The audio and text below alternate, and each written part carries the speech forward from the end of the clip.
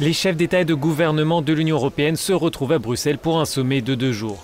La loi hongroise controversée sur l'homosexualité s'est invitée à la dernière minute à cette rencontre. La question n'est pas officiellement à l'ordre du jour, mais les 27 se pencheront sur ce dossier lors du dîner. À son arrivée, le Premier ministre hongrois conteste ces critiques. Ce n'est pas à propos des homosexuels. Cette loi concerne la façon dont les parents veulent éduquer leurs enfants. Cela relève uniquement des parents. Voilà le contenu de cette loi.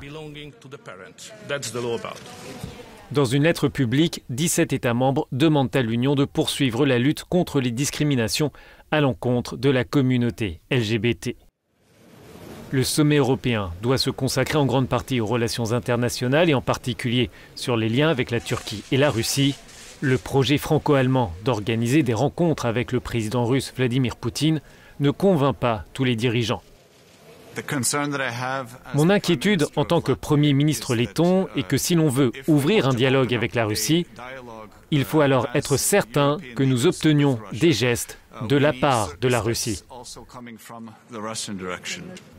La crise provoquée par la pandémie de Covid-19 est aussi à l'ordre du jour.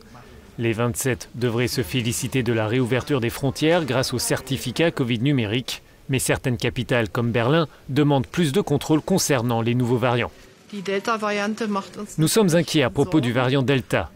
Je vais proposer que nous agissions de façon plus coordonnée, en particulier pour les personnes qui arrivent de régions où le variant est très présent. Les dirigeants évoqueront aussi la politique migratoire, mais aucune décision n'est attendue. Les 27 devraient cependant approuver un nouveau mécanisme financier en faveur de la Turquie pour qu'elle continue d'accueillir les migrants arrivés sur son territoire et ceux qui ont rejoint la Grèce de façon illégale.